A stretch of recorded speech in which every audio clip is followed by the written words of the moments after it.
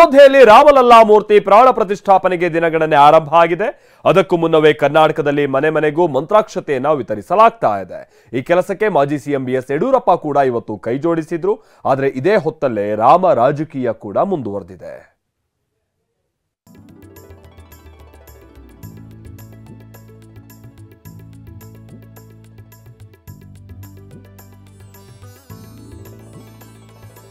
ಇದೇ ತಿಂಗಳ 22ನೇ ತಾರೀಖಿನಂದು ಉತ್ತರ ಪ್ರದೇಶ ರಾಜ್ಯದ ಅಯೋಧ್ಯೆಯ ಶ್ರೀರಾಮ ಮಂದಿರದಲ್ಲಿ ರಾಮಲಲ್ಲಾ ಮೂರ್ತಿ ಪ್ರತಿಷ್ಠಾಪನೆಯಾಗಲಿದೆ. ಈ ಕ್ಷಣಕ್ಕಾಗಿ ಇಡೀ ದೇಶವೇ ಎದುರು ನೋಡ್ತಾ ಇದೆ. ಅದಕ್ಕಾಗಿ ಈಗಾಗಲೇ ಭರದಿಂದ ಸಿದ್ಧತೆಗಳು ನಡೆದಿವೆ.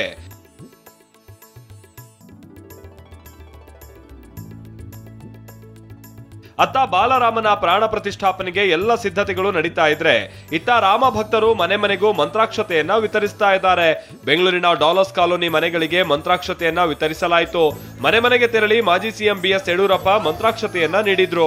ಶೇಷಾದ್ರಿಪುರಂನಲ್ಲಿ ಬಿವೈ ವಿಜಯೇಂದ್ರ, ಚಿಕ್ಕಮಗಳೂರಿನಲ್ಲಿ ಶೋಭಾ ಕರಂದ್ಲಾಜೆ ಮಂತ್ರಾಕ್ಷತೆಯನ್ನ ವಿತರಿಸಿದ್ರು. ಹಾಸನದಲ್ಲಿ ಮಂತ್ರಾಕ್ಷತೆ ಅಭಿಯಾನಕ್ಕೆ ಬಿಜೆಪಿ ರಾಜ್ಯ ಪ್ರಧಾನ ಕಾರ್ಯದರ್ಶಿ ಪ್ರೀತಂ ಗೌಡ ಚಾಲನೆ ನೀಡಿದ್ರು. ಗುಡ್ಡೇನಹಳ್ಳಿ ಬಡಾವಣೆಯಲ್ಲಿ ಮಂತ್ರಾಕ್ಷತೆ ವಿತರಿಸಲಾಗಿದೆ. ರಾಮನಗರಿ ಅಯೋಧ್ಯೆಯಿಂದ ಮಂತ್ರಾಕ್ಷತೆ ಬಂದಿದೆ. ಕರಸೇವಕನಾಗಿ ಮನೆ ಮನೆಗೆ ಮಂತ್ರಾಕ್ಷತೆಯನ್ನ ವಿತರಿಸ್ತಾ ಇದ್ದೀನಿ ಅಂತ ಹೇಳಿದ್ರು. ರಾಮ ಭಕ್ತರ ಶತಮಾನದ ಕನಸು ನನಸಾಗ್ತಾ ಇದೆ ಅಂತ ಕೇಂದ್ರ ಸಚಿವೆ ಶೋಭಾ ಕರಂದ್ಲಾಜೆ ಹೇಳಿದ್ದಾರೆ. ರಾಮನಗರಿ ಅಯೋಧ್ಯೆಯಿಂದ ಬಂದಿರುವ ಮಂತ್ರಾಕ್ಷತೆಯನ್ನ ಮನೆ ಮನೆಗೆ ತಲುಪಿಸುವಂತ ಕಾರ್ಯ ಕರಸೇವಕರಾಗಿ ನಾವು ಮಾಡ್ತಾ ಇದ್ದೇವೆ. ಈಗ ತಾನೇ ಜಸ್ಟಿಸ್ ಪತ್ರೆ ಬಸವನಗೌಡರು ಮತ್ತು ಉಳಿದೆಲ್ಲ ಮುಖಂಡರ ಮನೆಗಳಿಗೆ ಹೋಗಿ ಮಂತ್ರಾಕ್ಷತೆಯನ್ನು ಕೊಟ್ಟು ಬಂದಿದ್ದೇನೆ. ಕರಸೇವಕನಾಗಿ ರಾಮ ಮಂದಿರ ಚಳುವಳಿಯಲ್ಲಿ ಭಾಗವಹಿಸಿದ ದಿನ ನನ್ನ ಬಾಳಿನಲ್ಲಿ ಕಂಡಂಥ ಅತ್ಯಂತ ಒಂದು ಸುದಿನ. ಇಂದು ಮತ್ತೊಮ್ಮೆ ಕರಸೇವಕನಾಗಿ ಶ್ರೀರಾಮನ ಸೇವೆ ಮಾಡುವಂಥ ಒಂದು ಅವಕಾಶ ನನಗೆ ಸಿಕ್ಕಿರುವಂಥದ್ದು ತುಂಬ ನನಗೆ ಸಂತೋಷ ತಂದಿದೆ. ಶತಮಾನದ ಕನಸು ನನಸಾಗ್ತಾ ಇದೆ. ಲಕ್ಷಾಂತರ ಜನ ರಾಮ ಮಂದಿರದ ಹೋರಾಟಕ್ಕಾಗಿ, ರಾಮ ಮಂದಿರ ಭವ್ಯ ಮಂದಿರ ನಿರ್ಮಾಣಕ್ಕಾಗಿ ಪ್ರಾಣತ್ಯಾಗವನ್ನು ಮಾಡಿದ್ದಾರೆ. ಕಳೆದ 500 ವರ್ಷಗಳಿಂದ ರಾಮ ಮಂದಿರಕ್ಕಾಗಿ ಹೋರಾಟ ನಡೀತಾ ಇದೆ. ಆ ಹೋರಾಟ ಎಲ್ಲ ಮುಗಿದು ಚಿಕ್ಕ ರಾಮ ಮಂದಿರ, ಪುಟ್ಟ ರಾಮ ಮಂದಿರ, ಗುಡಿಸಲಲ್ಲಿರುವಂಥ ರಾಮ ಮಂದಿರ ನಿರ್ಮಾಣ ಆಗಿತ್ತು ಅಯೋಧ್ಯೆಯಲ್ಲಿ. ಅಯೋಧ್ಯೆ ರಾಮ ಮಂದಿರಕ್ಕೆ ಕಾವೇರಿ ತೀರ್ಥ ರವಾನೆ. ಇನ್ನು ಶ್ರೀರಾಮ ಮಂದಿರಕ್ಕೆ ಕೊಡಗಿನ ತಲಕಾವೇರಿಯಿಂದ ತೀರ್ಥ ರವಾನಿಸಲಾಗಿದೆ. ಅಖಿಲ ಭಾರತೀಯ ಸಂತ ಸಮಿತಿಗೆ ವಿಎಚ್ಪಿ ಸದಸ್ಯರು ಸಾಥ್ ನೀಡಿದ್ದಾರೆ. ಬ್ರಹ್ಮಕುಂಡಿಕೆಯಿಂದ ಅರ್ಚಕರು ತೀರ್ಥ ವಿತರಿಸಿದ್ದಾರೆ. ಕಾವೇರಿ ಮಾತೆ ನಾಮ ಜಪ ಮಾಡಿ ವಿಶೇಷ ಪೂಜೆಯನ್ನ ಸಲ್ಲಿಸಲಾಗಿದೆ.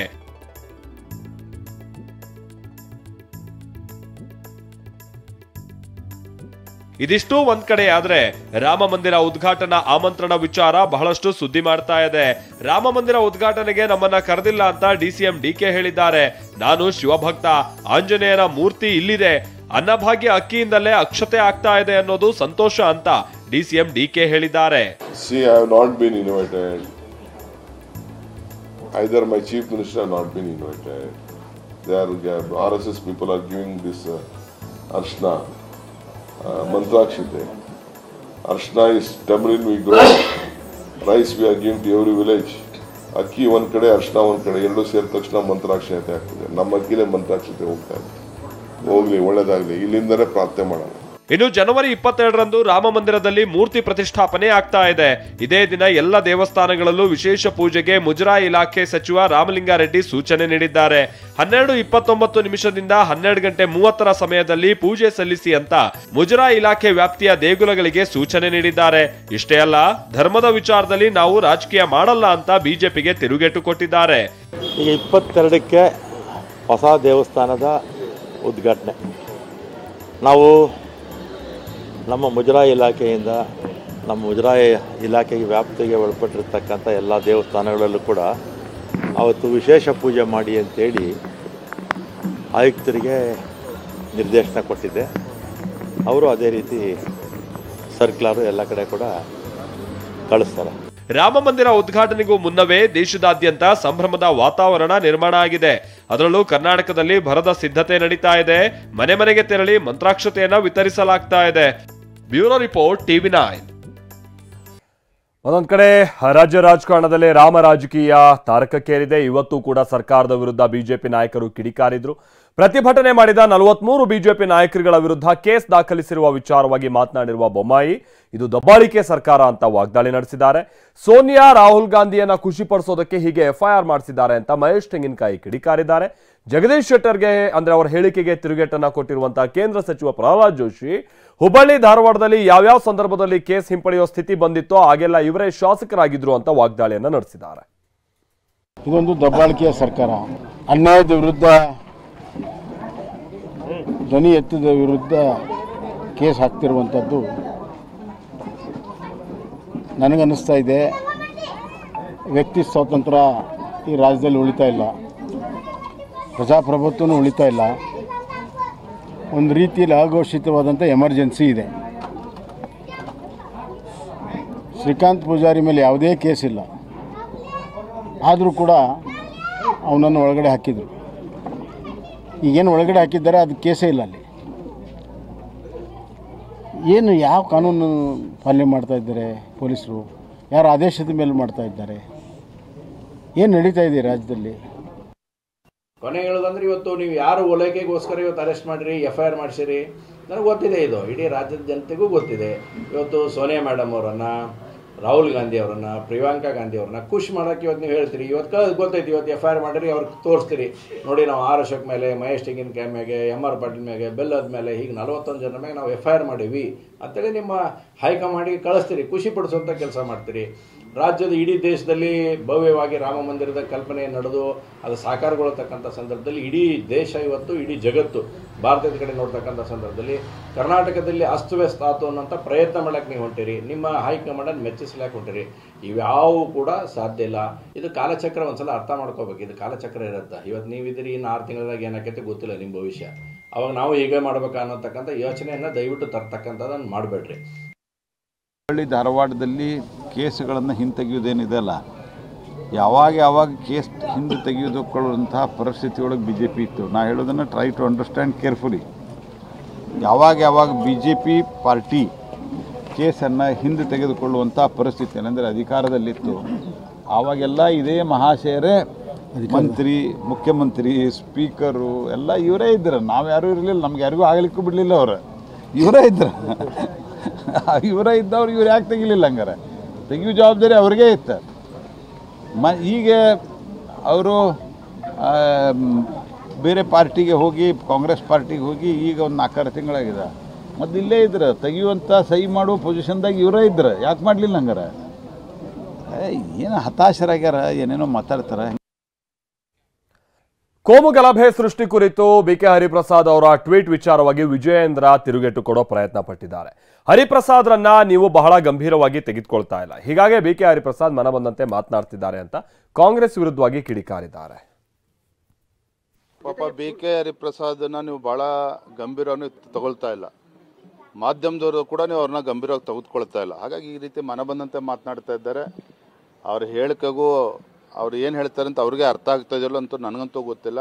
ಪಾಪ BK ಹರಿಪ್ರಸಾದನ್ನ ನೀವು ಭಾಳ ಗಂಭೀರವಾಗಿ ತಗೊಳ್ತಾ ಇಲ್ಲ, ಮಾಧ್ಯಮದವರು ಕೂಡ ನೀವು ಅವ್ರನ್ನ ಗಂಭೀರವಾಗಿ ತೆಗೆದುಕೊಳ್ತಾ ಇಲ್ಲ. ಹಾಗಾಗಿ ಈ ರೀತಿ ಮನ ಬಂದಂತೆ ಮಾತನಾಡ್ತಾ ಇದ್ದಾರೆ. ಅವ್ರ ಹೇಳಿಕೆಗೂ ಅವ್ರು ಏನು ಹೇಳ್ತಾರೆ ಅಂತ ಅವ್ರಿಗೆ ಅರ್ಥ ಆಗ್ತಾ ಇದೆಯಲ್ಲ ಅಂತೂ ನನಗಂತೂ ಗೊತ್ತಿಲ್ಲ.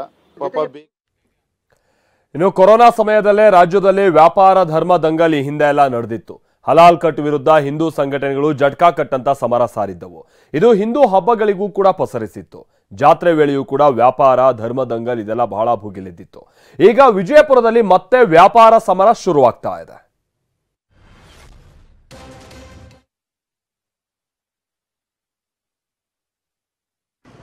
ರಾಜ್ಯದಲ್ಲಿ ಮತ್ತೆ ವ್ಯಾಪಾರ ಧರ್ಮ ದಂಗಲ್ ಶುರುವಾಗಿದೆ. ವಿಜಯಪುರ ನಗರದ ಶ್ರೀ ಸಿದ್ದೇಶ್ವರ ದೇವಸ್ಥಾನ ಬಳಿ ಮುಸ್ಲಿಂ ವ್ಯಾಪಾರಿಗಳಿಗೆ ಅವಕಾಶ ಇಲ್ಲ ಎಂದು ಹಿಂದೂ ಸಂಘಟನೆಗಳು ಬ್ಯಾನರ್ ಹಾಕಿದವು. ಸಂಕ್ರಮಣ ವೇಳೆ ಶ್ರೀ ಸಿದ್ದೇಶ್ವರ ಜಾತ್ರೆ ನಡೆಯುತ್ತೆ, ಈ ವೇಳೆ ಮುಸ್ಲಿಂ ವ್ಯಾಪಾರಿಗಳಿಗೆ ಅವಕಾಶ ಇಲ್ಲ ಅಂತ ಬ್ಯಾನರ್ನಲ್ಲಿ ಉಲ್ಲೇಖಿಸಲಾಗಿತ್ತು. ಈ ವಿಷಯ ತಿಳಿಯುತ್ತಿದ್ದಂತೆ ಶ್ರೀ ಸಿದ್ದೇಶ್ವರ ಸಂಸ್ಥೆಯ ಸಿಬ್ಬಂದಿ ಬ್ಯಾನರ್ ತೆರವುಗೊಳಿಸಲು ಮುಂದಾದರು. ಈ ವೇಳೆ ಶ್ರೀರಾಮ ಸೇನೆಯ ಮುಖಂಡ ನೀಲಕಂಠ ಕಂದಗಲ್ ಸಿಬ್ಬಂದಿಯೊಂದಿಗೆ ಮಾತಿನ ಮಾತಿನ ಚಕಮಕಿ ನಡೆಸಿದ್ರು. ಯಾವುದೇ ಕಾರಣಕ್ಕೂ ಬ್ಯಾನರ್ ತೆರವು ಮಾಡಲು ಬಿಡಲ್ಲ, ಬ್ಯಾನರ್ ತೆರವು ಮಾಡಿದ್ರೆ ಜಾತ್ರೆಯಲ್ಲಿ ಮುಸ್ಲಿಮರಿಗೆ ವ್ಯಾಪಾರಕ್ಕೆ ಅನುಮತಿ ಕೊಟ್ರೆ ಉಗ್ರ ಹೋರಾಟ ಮಾಡುವ ಎಚ್ಚರಿಕೆ ನೀಡಿದ್ರು. ಸಿದ್ದೇಶ್ವರ ದೇವಸ್ಥಾನ ಸಿದ್ದೇಶ್ವರ ಸಂಸ್ಥೆ ಶಾಸಕ ಯತ್ನಾಳ್ ಅವರದ್ದು ಹಿಂದೆ ಕೂಡ ಜಾತ್ರಾ ಕಮಿಟಿ ಹಾಗೂ ಯತ್ನಾಳ್ ಅವರಿಗೆ ಮನವಿ ಸಲ್ಲಿಸಿದ್ದೇವೆ ಅಂತ ಶ್ರೀರಾಮ ಸೇನೆ ಕಾರ್ಯಕರ್ತರು ಹೇಳಿದ್ರು. ಈ ವೇಳೆ ಸ್ಥಳದಲ್ಲಿ ಕೆಲಕಾಲ ಗೊಂದಲದ ವಾತಾವರಣ ನಿರ್ಮಾಣವಾಗಿತ್ತು.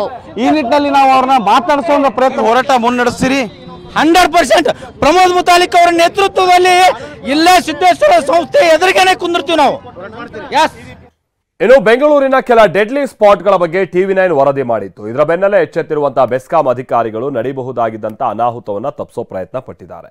TV9 ಸುದ್ದಿ ಮಾಡಿದ್ದಂತ 3 ಸಮಸ್ಯೆಗಳನ್ನ ಬೆಸ್ಕಾಂ ಸದ್ಯ ಸರಿಪಡಿಸಿದೆ. ನಾಗವಾರ ರಸ್ತೆಯಲ್ಲಿ ಬಿದ್ದಿದ್ದಂತ ವಿದ್ಯುತ್ ಸಿಮೆಂಟ್ ಕಂಬವನ್ನ ತೆರವು ಮಾಡಲಾಗಿದೆ. ಇದು ಇಂಪ್ಯಾಕ್ಟ್ ನಂಬರ್ 1.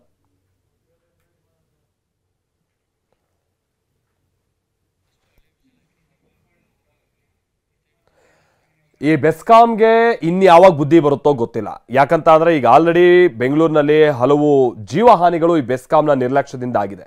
ಈಗಲೂ TV9 ಇದ್ರ ಬಗ್ಗೆ ಗಮನ ಕೊಡುವಂತ ಪ್ರಯತ್ನವನ್ನ ಮಾಡ್ತಾ ಇದೆ. ಬೆಸ್ಕಾಂನ ಗಮನ ಸೆಳೆಯೋ ಪ್ರಯತ್ನ ಮಾಡ್ತಾ ಇದೆ. TV9 ವರದಿ ಮಾಡ್ತಾ ಇದ್ದ ಹಾಗೆ ಎದ್ನೋ ಬಿದ್ನೋ ಅಂತ ಬಂದು ಸರಿ ಮಾಡುವಂತ ಈ ಬೆಸ್ಕಾಂ ಸಿಬ್ಬಂದಿ ಅಥವಾ ಅಧಿಕಾರಿ ವರ್ಗ ಅವ್ರಿಗೆ ಯಾಕೆ ಇದೆಲ್ಲ ಗಮನಕ್ಕೆ ಬರ್ತಾ ಇಲ್ಲ ಅನ್ನುವಂಥದ್ದು ಸಾರ್ವಜನಿಕರ ಪ್ರಶ್ನೆ ಆಗಿದೆ. ಇಂಪ್ಯಾಕ್ಟ್ ನಂಬರ್ 1 ನೀವು ನೋಡ್ತಾ ಇದ್ರಲ್ಲ, ಟ್ರಾನ್ಸ್ಫಾರ್ಮರ್ ಮೇಲೆ ಬಿದ್ದಿದ್ದಂತ ವಿದ್ಯುತ್ ಸಿಮೆಂಟ್ ವಿದ್ಯುತ್ ಪೋಲ್ನ ಇವಾಗ ತೆರವು ಮಾಡುವಂತ ಕೆಲಸ ಆಗಿದೆ. ಟ್ರಾನ್ಸ್ಫಾರ್ಮರ್ನ 3 ವಿದ್ಯುತ್ ಲೈನ್ ಮೇಲೆ ಆ ಪೋಲ್ ಬಿದ್ದಿತ್ತು. ಆ ಕಂಬ ಕೆಳಭಾಗದಲ್ಲಿ ಒಂದು ಸ್ವಲ್ಪ ಕ್ರ್ಯಾಕ್ ಕೂಡ ಬಿಟ್ಟಿತ್ತು. ಯಾವಾಗ ಬೇಕಾದರೂ ಆ ಪೋಲ್ ಕಟ್ಟಾಗಿ ಪಕ್ಕದಲ್ಲಿರುವಂಥ ಟ್ರಾನ್ಸ್ಫಾರ್ಮರ್ ಮೇಲೆ ಬೀಳುವಂಥ ಸಾಧ್ಯತೆ ಇತ್ತು.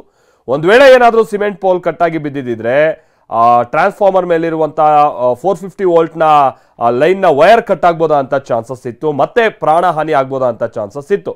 TV9 ಇದ್ರ ಬಗ್ಗೆ ಗಮನ ಕೊಡಿಸುವಂತ ಪ್ರಯತ್ನ ಮಾಡ್ತು. ಇದು ನಾಗವಾರಕ್ಕೆ ಸಂಪರ್ಕ ಕಲ್ಪಿಸುವಂತ ಮೇನ್ ರೋಡ್ ಆಗಿತ್ತು. ನೀವು ಬಂದು ಮೊನ್ನೆ ಮಾಡಿಬಿಟ್ಟು ಹೋದ್ರಲ್ಲ ವಿಡಿಯೋ, ಅದಕ್ಕೆ ಇವಾಗ ಕರೆಕ್ಟಾಗಿ ಮಾಡಿದ್ದಾರೆ. ಬಂದು ಬೆಸ್ಕಾಂ ಅವರು ಎಲ್ಲ ಕೆಲಸವನ್ನು ಮಾಡಿಕೊಟ್ಟಿದ್ದಾರೆ. ಜನರಿಗೆ ಸೌಕರ್ಯ ಆಗುತ್ತೆ. ಇದೆ ಸರ್, ಒಂದು 4-5 ವರ್ಷದಿಂದ ಇದೆ. ಪ್ರಾಣ ಹೋಗ್ತಾ ಇತ್ತು ಅದು ಖಂಡಿತವಾಗೂ. ಅದಕ್ಕೆ ಇವಾಗ ಎಲ್ಲ ಬೆಸ್ಕಾಂ ಅವರೇ ಕರೆಕ್ಟಾಗಿ ಮಾಡಿದ್ದಾರೆ. ಎಲ್ಲ ರೆಡಿ ಮಾಡ್ತಾವ್ರೆ. ಒಳ್ಳೇದಾಗಿದೆ ಸರ್ ನಮ್ಮ ಏರಿಯಾಕ್ಕೆ. ಸರ್ ಇದು ನಿಜಕ್ಕೂ ನೋಡೋಕೆ ಹೋದರೆ TV9 ತಂಡ ಬಂದು ಇದೊಂದು ವಿಡಿಯೋ ಎಲ್ಲ ಕವರೇಜ್ ಮಾಡ್ಕೊಂಡು ಹೋಗಿದ್ದಕ್ಕೆ ನಮ್ಗೆ ಇನ್ನೂ ತುಂಬ ಖುಷಿ ಆಗ್ತಿದೆ. ಅನೇಕ ಪೋಲ್ಸ್ ಇನ್ನೂ ಇದ್ದಾವೆ. ಅದೆಲ್ಲ ಸ್ವಲ್ಪ ಇನ್ನೂ ಕವರ್ ಆದರೆ ಇಡೀ ಬೆಂಗಳೂರಲ್ಲೆಲ್ಲ ಮಾಡ್ಬೋದು. ಕಡೆ ಪುಲ್ಕೇಶಿ ನಗರ ಆಗಿರ್ಬೋದು, ಆಗ ಸರ್ವಜ್ಞ ನಗರ ಆಗಿರ್ಬೋದು, ಎರಡೂ ಕಡೆನೂ ಬೆಸ್ಕಾಂ ಅವ್ರು ಬಂದು ಅದು ಟೇಪ್ ಪ್ಯಾಚಿಂಗ್ ಮಾಡೋದಿರ್ಬೋದು. ಮತ್ತು ಈಗ ಅಷ್ಟೇ ಇದೊಂದು ನೋಡಿದ್ದಾರೆ, ಕಂಬ ಎಲ್ಲ ತೆಗ್ದಿದ್ದಾರೆ. ಹೊಸದು ಕಂಬಗಳಾಗ್ತಿದ್ದಾರೆ. ಕರೆಂಟ್ ಎಲ್ಲ ಕಟ್ ಮಾಡಿ ಒಂದು ಸ್ವಲ್ಪ ಎಲ್ಲ ರೆಡಿ ಮಾಡ್ತಿದ್ದಾರೆ. ಇನ್ನೂ ಸ್ವಲ್ಪ ಬೇರೆ ಇದರಲ್ಲೆಲ್ಲ ಅವರು ಇನ್ನೂ ಸರಿ ಮಾಡ್ಕೊಂಡು ಹೋದ್ರೆ ಇನ್ನೂ ಬೆಂಗಳೂರು ಒಂದು ಸ್ವಲ್ಪ ಸುರಕ್ಷಿತವಾಗಿ ಇರ್ತೈತೆ. ತಾಯಿ ಫಸ್ಟ್ ಆಫ್ ಆಲ್ TV9ಗೆ ಒಂದು ಥ್ಯಾಂಕ್ಸ್ ಅಂತ ಹೇಳ್ತೀನಿ.